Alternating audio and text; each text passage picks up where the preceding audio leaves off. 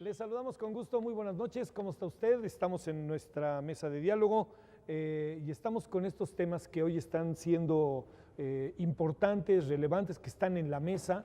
Algunos de ellos se van a discutir en el marco de del periodo extraordinario y luego también, antes de que empezáramos el programa, hablábamos del tema, pues sabemos que en el segundo semestre, el siguiente periodo ordinario de sesiones, del 1 de septiembre al 30 de noviembre, pues va a estar marcado por dos reformas que son muy importantes, que es la reforma fiscal y la reforma energética.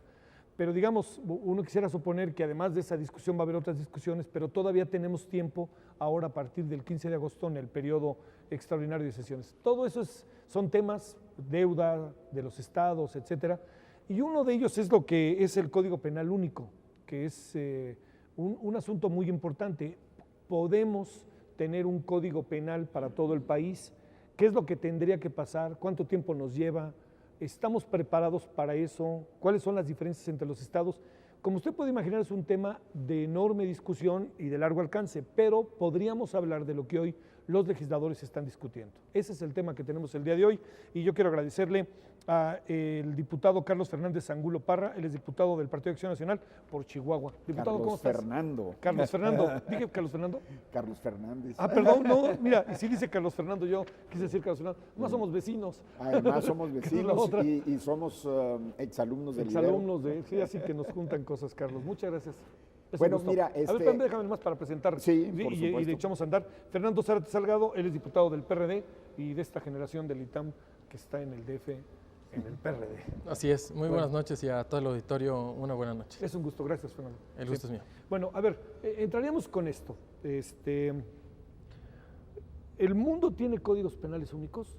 ¿O Bueno, cómo funciona? Debemos de acotar un poquito el tema porque no es código penal único, Sí. es código de procedimientos Penales penales único. Ujú. Que esto nos lleva al tema de lo que sucede en el proceso penal. ¿Verdad? El proceso penal es la serie de actos que generan una convicción para llegar a lo que se conoce como la verdad histórica, y sobre esa verdad histórica se juzga si se cometió o no se cometió un delito y se aplican las penas correspondientes. Entonces, nosotros tenemos un sistema que es de los más antiguos que hay y de los peores que hay. Inclusive yo me atrevería a decir que el sistema penal actual viola flagrantemente los derechos humanos de los inculpados y también viola los derechos humanos de las víctimas porque es muy impreciso, se presta a muchísimos abusos y todos los que estamos viviendo en este país somos susceptibles de ir a la cárcel por algo que no hicimos con el testimonio de un par de testigos falsos. ¿Verdad? Aquí acabamos de ver ahora lo que acaba de suceder con los generales, pues es un producto del sistema de justicia inquisitorio que se le conoce así, existente. El asunto del documental, ¿no? De presunto culpable. Y ¿cuántos del no? presunto culpable, de todo ese tipo de cosas, ¿no? El hecho de tener múltiples códigos de procedimientos penales han llevado al país a ser un paraíso de delincuentes y a generar una situación de impunidad supina, terrible, terrible. ¿Por qué? Porque si se comete un delito en un estado y luego el delincuente se pasa al otro y luego si el delito es continuado entre un estado y otro, si se afectan a parte relacionada con la jurisdicción federal, etcétera, entran en un conflicto de jurisdicciones, en fin, todo esto se convierte en una maraña procesal que no beneficia a nadie más que al delincuente en mucha medida, y por el otro lado es caldo de cultivo a la corrupción tremenda, porque hay una opacidad absoluta en el procedimiento que es secreto. No es público, el juez no participa en las audiencias, todo es por correspondencia, vamos a llamarle así, todo se hace por escrito, en fin, es una situación muy imprecisa y anticuada que es increíble que sigamos teniendo esta situación. Bueno, a raíz de esto, en 2008 se emitió un mandato constitucional por el constituyente permanente en donde se ordena a las entidades federativas de la federación a pasar a este nuevo sistema que se conoce como sistema acusatorio.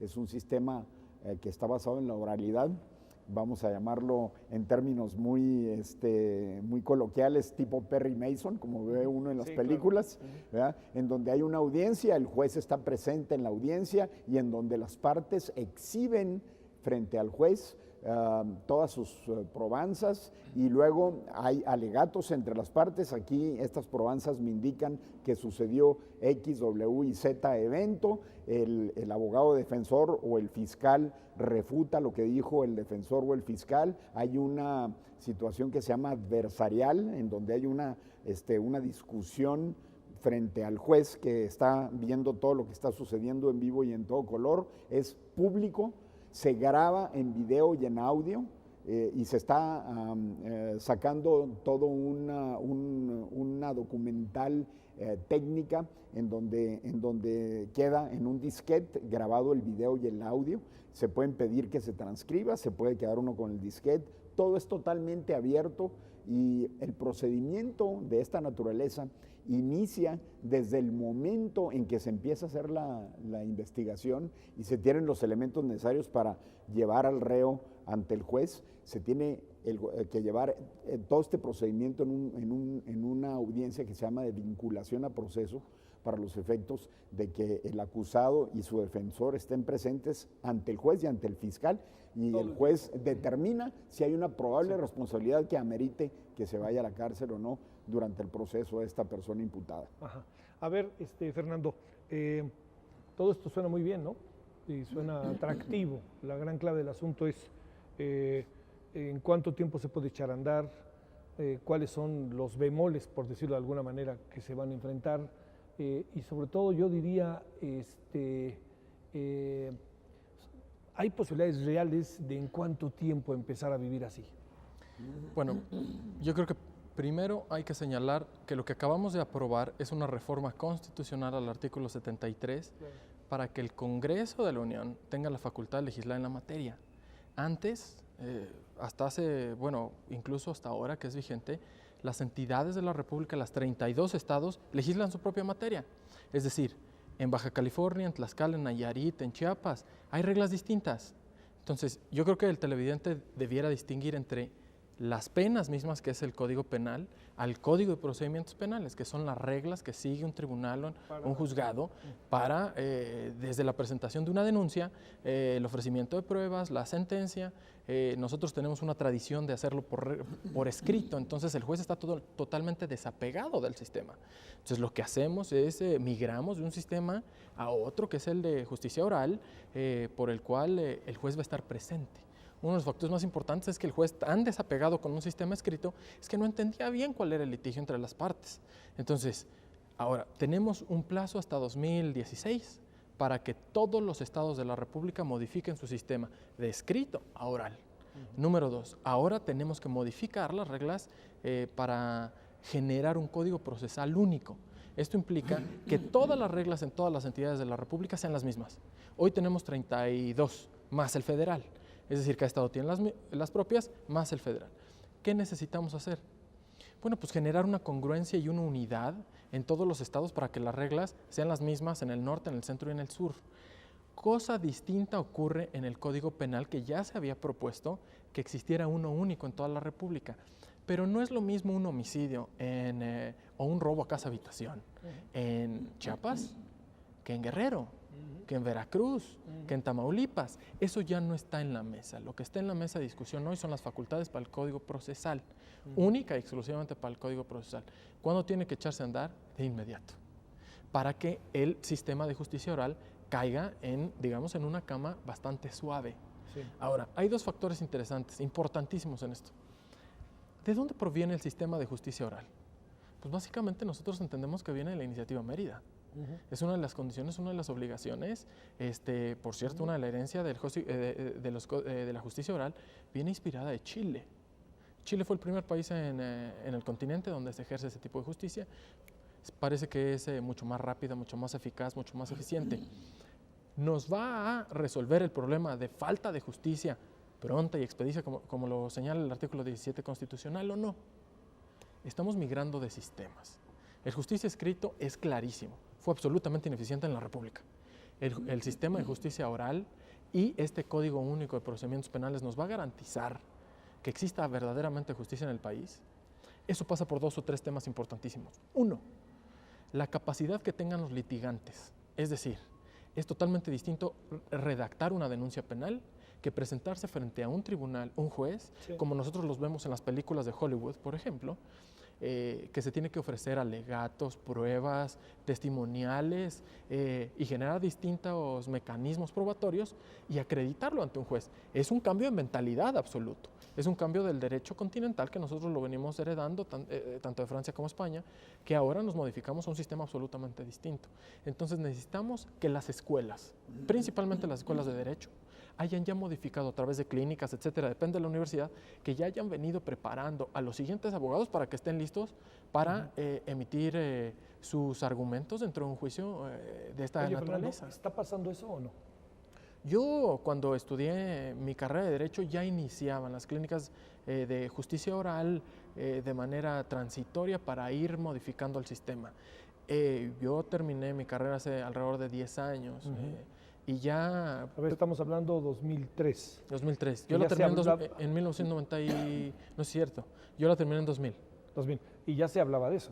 Ya se hablaba de eso, pero fue uno de los creadores, Miguel Sarre, ¿Sí? que fue uno de los creadores de todo el sistema a través de distintos mecanismos. Entonces él creó una clínica que distintas organizaciones, yo tengo entendido, e instituciones académicas ya estaban migrando.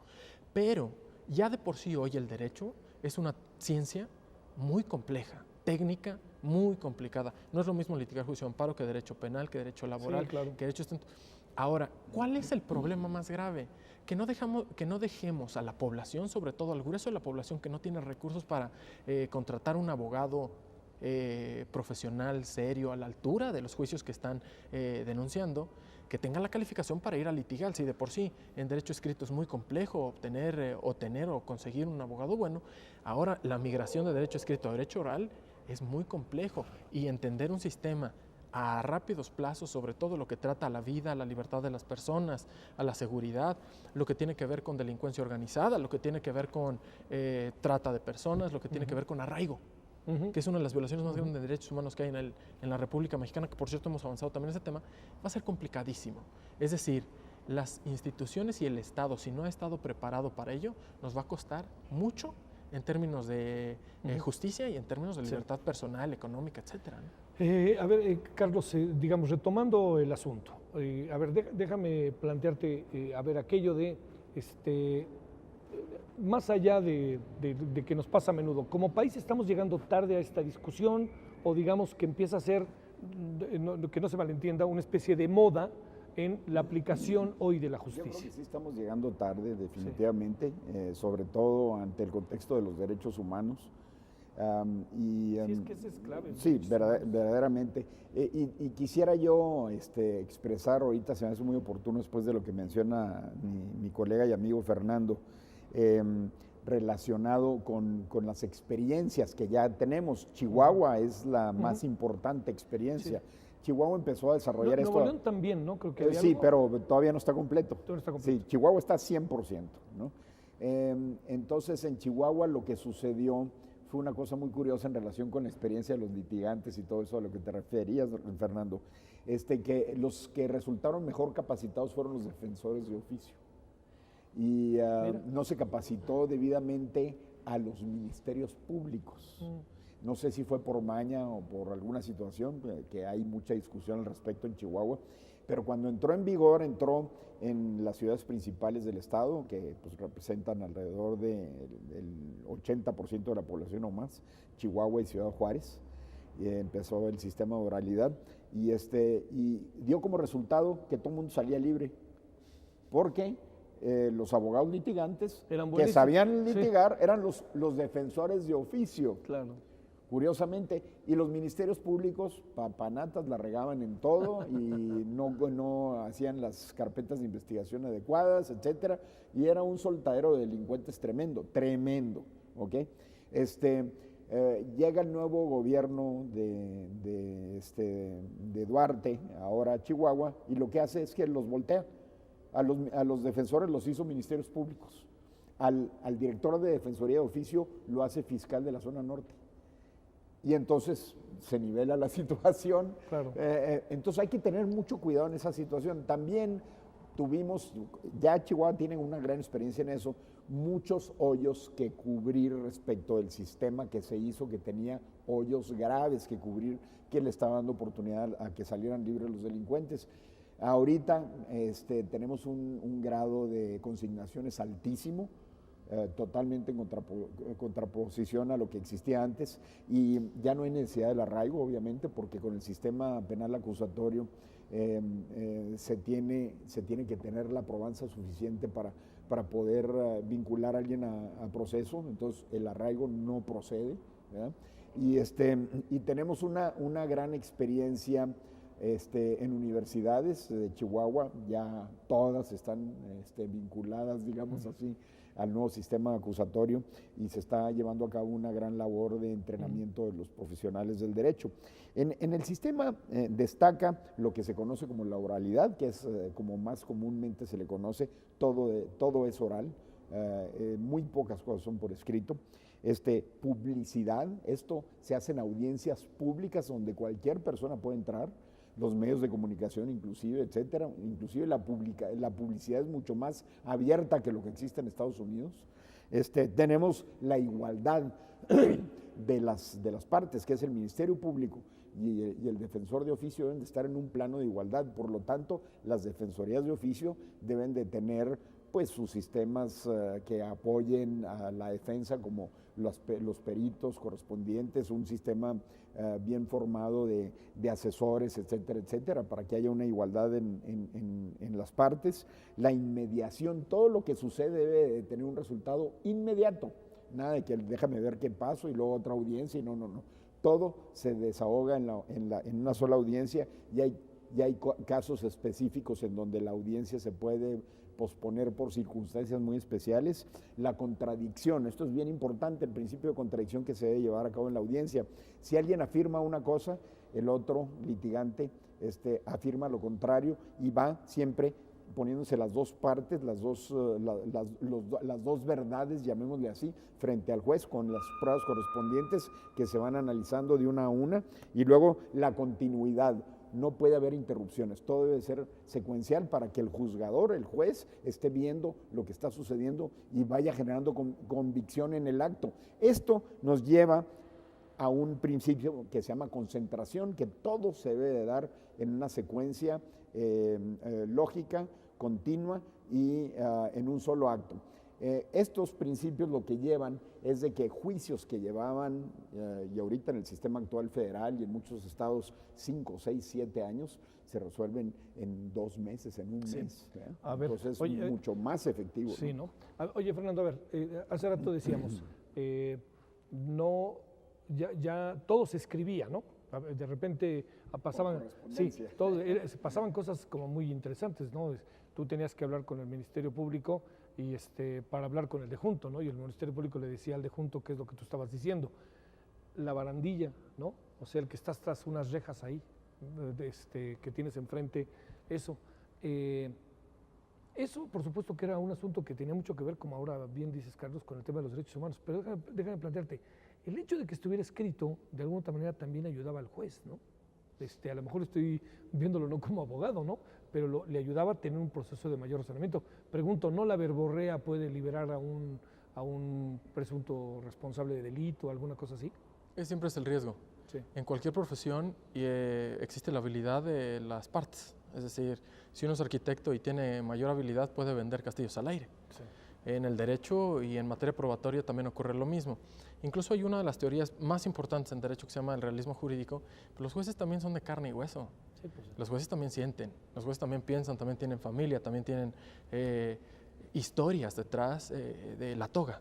Entonces eso implica que claro que cualquier litigante con suficiente habilidad que le llegue a tocar el corazón a un juzgador y que sitúe la balanza en el juicio de su lado, va a poder ganar. Por supuesto que sí. Es la condición humana. Claro que es la condición humana, pero la regla escrita era totalmente desapegada de las partes en el proceso. Sí. Lo que nosotros modificamos es las reglas, primero la facultad del Congreso.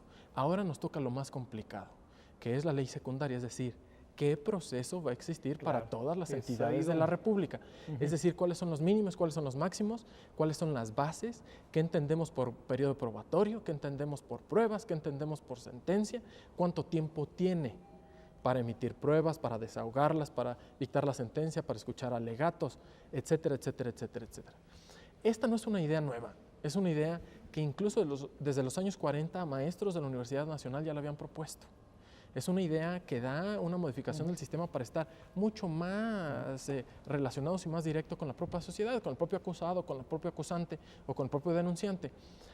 Pero destaquemos un tema más. Lo que se hace en el proceso es, se pone el proceso en manos de las partes, porque no solamente es una reforma para el Código Procesal Penal, sino para justicia alternativa. ¿Esto qué implica? Es fundamental, y la ejecución de sentencias, evidentemente, cómo se compurgan las penas, la manera de hacerlo. La justicia alternativa, ¿qué implica?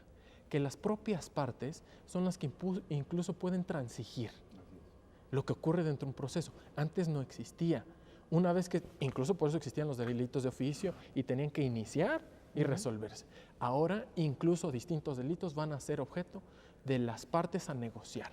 Se pone el proceso en las partes, entonces en cualquier procedimiento penal vamos a poder entender que las partes pueden negociar y llegar a un punto medio en lugar de llenar las cárceles de distinto tipo de delitos, porque a veces allá es en donde, en los centros de readaptación social, como equivocadamente en la realidad son, pues es la universidad del delito, ¿no? Entonces, lo más importante que ahora existe es la posibilidad de transacción de las partes para que uno no vaya a aprender a la cárcel, sino que se resuelve el problema en otras instancias que no sean los reclusorios. Uno de los problemas más graves que existen en nuestra República Mexicana es que hay muchos delincuentes, que las penas que compurgan son de 1 a 3 años, a 4 años, que son delitos menores o reincidentes, pero que realmente van a aprender a la cárcel, a los centros de readaptación social, etcétera. Entonces, poniendo a disposición de las partes este proceso de negociación, de mediación, etcétera, es como nosotros creemos que también se va a reducir el grave problema de saturación de reos que existe, y pudiéramos generar otros vehículos por los cuales nosotros generemos mayor justicia pronta, expedita, y que se vaya mayor eficiencia del Estado. Hay un ejemplo, perdón, Carlos, hay un ejemplo. El Doing Business, que es uno de los parámetros más importantes del Banco Mundial para evaluar la eficiencia y la capacidad que tienen los países y para poder situarlo en competencia, establece la capacidad de resolver los juicios, tanto civiles como mercantiles como penales, en las ciudades y en los países. Hoy la Ciudad de México, por ejemplo, es uno de los que mayores juicios tiene. La Federación ha remitido muchos juicios a la Ciudad de México. Aquí en la Ciudad de México hay millones de juicios resolviéndose año con año, y eso nos ha impedido mejorar las calificaciones Doing Business. ¿Por qué los mandan? Abro un paréntesis, Fernando. ¿Por qué los mandan a la Ciudad de México? ¿Por la incapacidad, por el tipo de delito que es, o por qué razón nos los mandan a la Ciudad de México? Bueno, técnicamente yo lo definiría que muchos de los delitos tienen doble competencia, es decir, tienen la misma competencia federal como la local. Y cuentan los corporativos. Claro, claro, ¿no? Específicamente en materia mercantil, penal, etcétera. Entonces, lo que deciden los jueces federales es remitirlo todo a jurisdicción local, entonces se concentran en el Tribunal Superior de Justicia de los estados. Es un tránsito tremendo, pero eso nos ha impedido, sin verlo desde un punto de vista burocrático de resolverlos y ya nada más mejorar la escala, eso nos ha generado un serio problema de rezago de expedientes en los estados, que precisamente con estos sistemas nosotros creemos que lo debieran de aprobar o resolver rápidamente para mejorar también la escala y volvernos un país más competitivo y resolverlo. No lo quisiera ver desde un punto de vista tecnócrata así muy cuadrado, pero sí desde un tiempo desde mayor eficiencia, mejorar la calificación de un estado. Eso es importante por muchos criterios económicos, pero sobre todo de justicia social. ¿No? Y además la dualidad, ¿no, Carlos? La dualidad, ¿qué significa? Que primero y antes que nada los ciudadanos tengan certidumbre que van a entrar a un proceso en el cual va a tener ciertas características en donde va uno a suponer que fundamentalmente se hace justicia y que hay elementos para negociar, etcétera. Y el otro también, pues es visto desde fuera del país, ¿no? En donde uno diga, si yo tengo un litigio, me voy a quedar ahí 10 años o lo resuelvo rápido. Mira, en Chihuahua se resuelven los casos penales el 70% por la justicia alternativa. ¿Qué el significa que se ponen de 70%, acuerdo? que se ponen de acuerdo las partes. Obviamente que este tipo de justicia tiene que ver con los delitos que se conocen ahora como por querella necesaria, en donde un particular es el afectado, no el Estado el que se ve afectado. A ver, un ejemplo, Fernando. Alguien mata a alguien, punto. No, ese no. Ese no se Penal. resuelve Alguien, por ese roba, pero un fraude, un abuso de confianza, un robo, cheque, sin hasta fondos. lesiones inclusive, Sí. ¿no? ¿Hasta lesiones? Hasta lesiones inclusive. Un choque, ¿verdad? Se resuelve, mira, tú págame y ahí muere, ¿verdad? Te doy el perdón, etcétera. O bien ofensas que son muy particulares, ¿no? Que se generan chismes, ¿verdad?, entre vecinos y cosas por el estilo, y uno se acusa al otro penalmente, se están resolviendo con el sistema de amigable composición. Y eso también es muy bueno porque releva al Estado mexicano de muchas cosas que son meramente particulares, y hace que precisamente no caigan personas a la cárcel a aprender a ser delincuentes de verdad, por así decirlo, ¿no?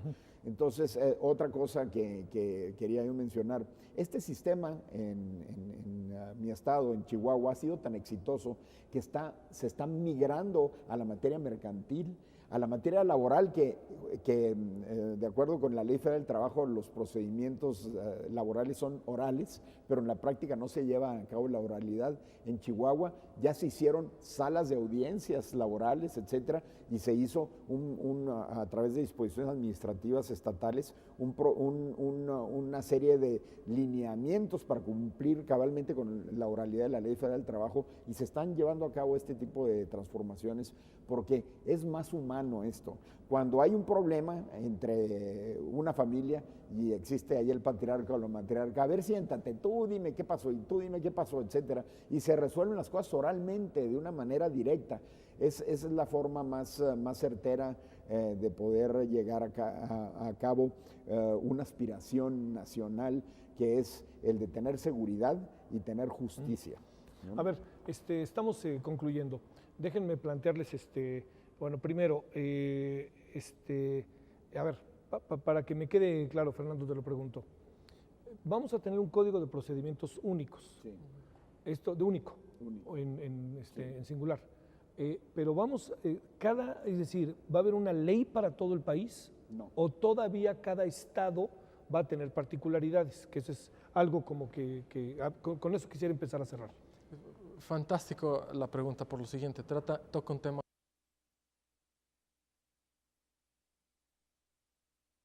De ahí en adelante vamos a empezar a discutir seriamente sobre el federalismo en materia fiscal, en materia laboral, en en materia nos va a parecer incluso energética, cuáles son las facultades de los estados y cuáles son las facultades de la federación, realmente cuál es la labor del Congreso de la Unión, Cámara de Diputados y Cámara de Senadores, y cuáles son las facultades que tienen los congresos estatales. Ese es un tema medular. Uno, va a existir un único código de procedimientos penales, es decir, el mismo proceso debe de regir en todos los estados de la República.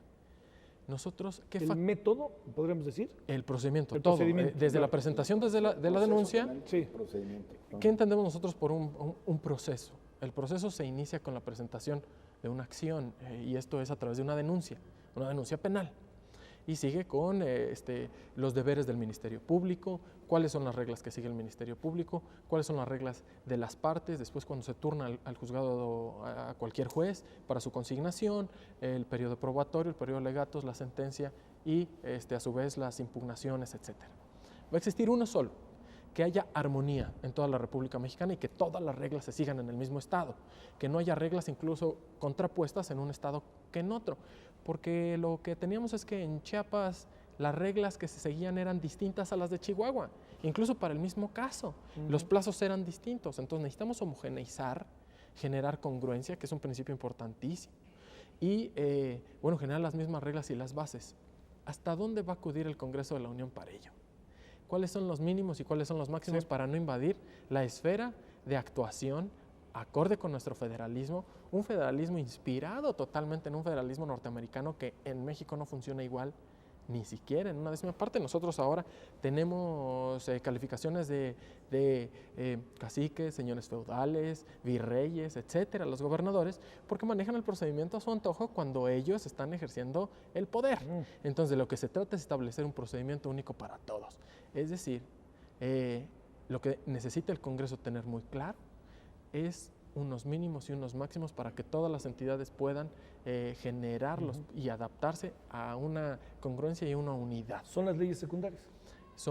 Es la ley secundaria que vamos a tener que aprobar. Hoy nada más son facultades del Congreso para legislar en la materia. Claro. Necesitamos, y son las letras chiquitas, las letras más complejas, son un debate tremendo, para ver, por ejemplo, cómo tratamos en materia procesal el tema del arraigo. Lo establece la Constitución Política de los Estados Unidos Mexicanos en el artículo 16. Pero ¿cuál va a ser realmente el procedimiento específico que se va a tratar en tema de arraigo en todas las entidades de la República? Criterios. Debe desaparecer conforme a la propia Constitución. Delincuencia organizada. Una vez entrado el proceso. El tema de los bienes producto del narcotráfico. ¿Cuáles son las bases en las que vamos a discutir todos los partidos políticos? Me parece que estamos muy claros en los objetivos principales. Ahí, en las letras chiquitas, es donde va a estar. Fíjate una cosa muy curiosa en relación con el tema de federalismo. Yo tengo una teoría que es el nacionalismo en cuanto a la ley y al derecho, ¿ok? En contrapartida al federalismo. Los derechos humanos son estatales, municipales o federales, ¿no? Los derechos humanos son universales y como tal debemos de tratar el derecho humano a la libertad, a la justicia, que está plasmado en tratados internacionales, en nuestra propia Constitución, dándole un tratamiento nacional. Estamos en el mismo tema en materia, y vamos a discutir la materia de transparencia, la materia electoral. Que también son derechos humanos, el elegir a los gobernantes. Todos son temas nacionales, no son temas federales, ni estatales, ni municipales, sino nacionales. Y como tal yo visualizo que tener un código único, yo le llamaría Código Nacional de Procedimientos Penales, para los efectos de dar justicia pronta y expedita que manda la Constitución de una manera adecuada para proteger el derecho humano a la justicia y a la paz y a poder el mexicano desarrollarse en sana convivencia, ¿no? A ver, cerremos. Te pregunto, Fernando, ¿imaginas que se van a poner de acuerdo? ¿Viene el periodo extraordinario? ¿Cuándo lo van a discutir? ¿O es un asunto de largo aliento, o sea, de largo alcance? No significa que este año antes del 1 de septiembre. Yo creo se discute. Con todo y la madre de todas las reformas fiscal y energética que nos viene. Bueno, vamos a tener varios temas. Uno, la reforma energética. 2, el tema fiscal. 3, el tema de deudas que ya se discutió aquí en este programa. 4, el electoral. A ver, pero se viene de fondo este tema del federalismo, o sea, en el Instituto Nacional Electoral. ¿Cuál es el interés? ¿Cuál es verdaderamente el interés que rige para la población? ¿El de los estados, el de la federación o el interés de los ciudadanos? En este tema, lo que nosotros estamos acordando hoy en toda la Cámara es que el interés fundamental es de los derechos humanos, el de la eficacia, el de la eficiencia, el del justo y debido proceso y sobre todo el de justicia pronta y expedita.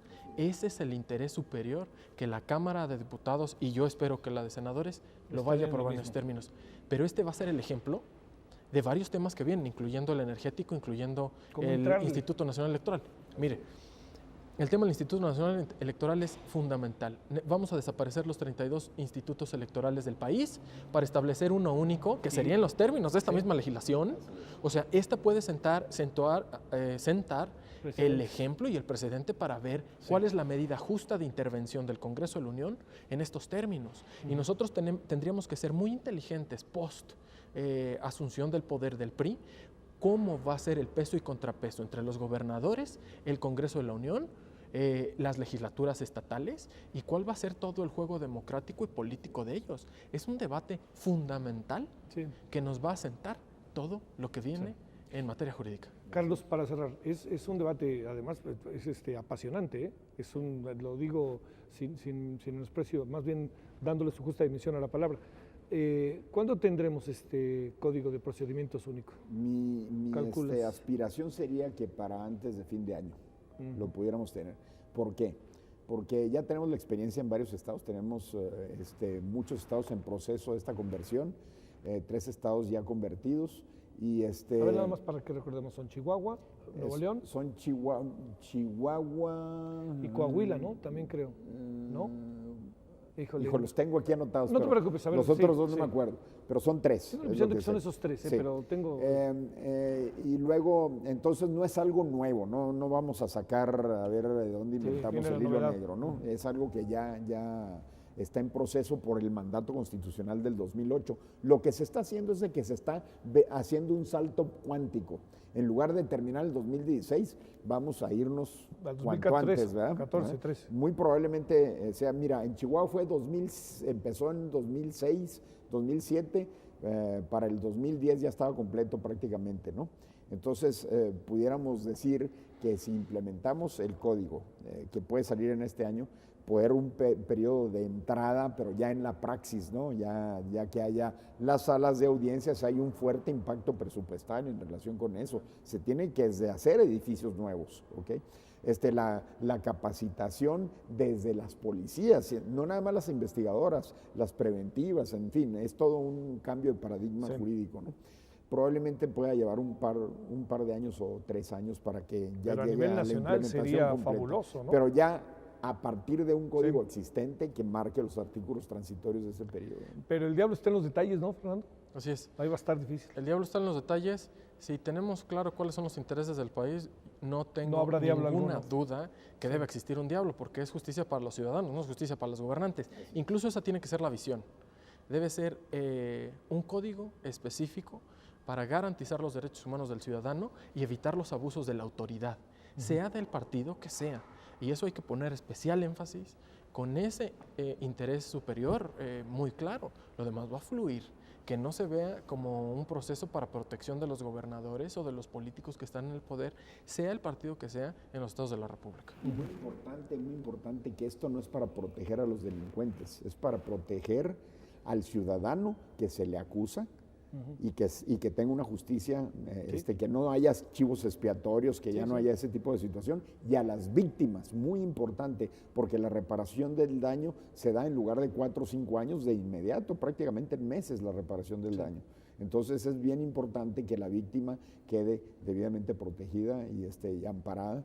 En fin, es una situación que es esencial para darle cabal funcionamiento al Estado, que dé seguridad y que dé justicia. Con esos 2 elementos esenciales que son materia de la existencia del Estado, lo que podemos aspirar es que los siguientes pasos sea dar un entorno necesario a nivel nacional para que cada uno de los ciudadanos de este país pueda llevar a cabo sus anhelos y aspiraciones en paz y en justicia.